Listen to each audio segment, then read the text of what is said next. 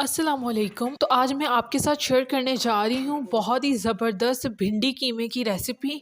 तो ये बहुत ही इजी और डिलीशियस रेसिपी है, तो आपने ज़रूर ट्राई करनी है। तो चलिए वीडियो स्टार्ट करते हैं। सबसे पहले मैंने यहाँ जो है वो 2 से 3 प्याज ले लिए हैं और उन्हें कुछ इस तरह से काट लिया है। और ये यहाँ पर तकरीबन 4 से 5 टमाटर है। उसके बाद ये मैंने कीमा लिया है। यहाँ पर ये मेरे पास फ्रीज किया हुआ पड़ा था, आपके पास फ्रेश हो तो कोई मसला नहीं। सबसे पहले मैंने यहाँ कुकर ले लिया है और उसके अंदर जो है प्याज ऐड कर दिए हैं। उसके बाद हम यहाँ कीमा रख देंगे। तो कीमा ऐड करने के बाद मैं यहाँ पर 1 चम्मच जो है वो लहसुन का पेस्ट ऐड कर दूंगी। तो ये मैंने पहले से बना कर रखा था, इसकी रेसिपी भी मैं आपके साथ शेयर कर दूंगी। इसी के साथ साथ यहाँ पर 1 चम्मच हल्दी का ऐड कर देंगे, 1 चम्मच नमक का ऐड कर देंगे, 1 चम्मच लाल मिर्च पाउडर, 1 से 1.5 चम्मच, अगर आप लोग थोड़ी तेज मिर्च खाते हैं तो आप 1.5 चम्मच ऐड कर सकते हैं। और आधा कप जो है वो मैंने पानी का ऐड कर दिया है। इसी के साथ जो टमाटर मैंने काट के रखे थे वो भी मैंने इसके अंदर रख दिए हैं।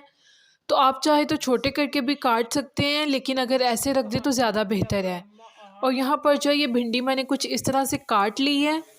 तो ध्यान रखना है आपने धोकर खुश्क करके इसे काटना है। तो यहाँ पर मैंने पैन ले लिया है। सबसे पहले मैं इसके अंदर ऑयल ऐड कर लूँगी ताकि मैं भिंडी को फ्राई कर सकूँ। तो ऑयल का आपने ध्यान रखना है ये अच्छे से गर्म हो जाए। और उसके बाद जो है वो मैंने भिंडी ऐड कर दी है। तो ये एक ही दफ़ा पैन में नहीं आएगी, इसलिए मैं 2 दफ़ा जो है डालकर इसे फ्राई करूँगी। तो ये फ्राई हो चुकी है। तो ये इसका टेक्सचर कुछ इस तरह का है। आपने इसे ज़्यादा भी डार्क ब्राउन नहीं करना, तो सालन जो है वो काला हो जाएगा। ये जो है पहले मैंने डाली थी, ये फ्राई हो चुकी है। इसके बाद जो बाकी की भिंडी बची थी उसे भी मैंने ऑयल के अंदर ऐड कर दिया है। अब मैं उसे अच्छे से फ्राई कर लूँगी। तो ये जो है आपने अगर पैन में जगह नहीं है तो एकदम सारी भिंडी नहीं डालनी, आप 2 दफ़ा करके इसे फ्राई कर सकते हैं। इसी के साथ जो है मैंने तकरीबन 15 मिनट इसे वेट दिया था। ये कुकर मैंने ढक्कन खोला है, ये मैंने वेट उतारा है, तो आप देख सकते हैं। ये सबसे पहले तो मैं जो है टमाटरों का छिलका उतार रही हूँ और ये यहाँ पर भिंडियाँ जो है वो फ्राई हो रही हैं। तो फिर जो है हमने इसे अच्छी तरह भून लेना है। ये आप देख सकते हैं तकरीबन हम इसे आधा घंटा जो है इसी तरह कुक करेंगे। उसके बाद ये जो है ग्रेवी कुछ इस तरह से बन गई है इसकी। इसे मज़ीद अच्छे से कुक करना है। और ये जो है भिंडियाँ फ्राई की हुई, यहाँ पर 1 चम्मच मैंने धनिया पाउडर का ऐड कर दिया है। उसके बाद जो फ्राइड भिंडियाँ थी वो भी मैंने इसके अंदर ऐड कर दी हैं।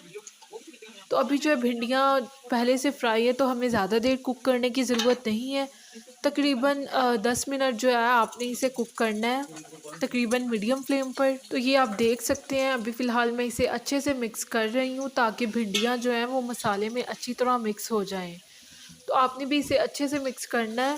तो ये सालन हमारा तैयार है। तो ये मैंने एक प्लेट में सर्विंग के लिए निकाल लिया है। आप देख सकते हैं कि बहुत ही डिलीशियस बना है, खाने में ये और भी ज़्यादा टेस्टी लग रहा था। तो आपने ये लाजमी ट्राई करना है और मुझे कमेंट सेक्शन में ज़रूर बताना है कि आपको रेसिपी कैसी लगी। ऐसी मज़ीद क्विक रेसिपीज़ देखने के लिए मेरे चैनल को सब्सक्राइब कर दें और वीडियो को लाइक कर दें ताकि ऐसी वीडियो सबसे पहले आपको मिलती रहें। Thanks for watching.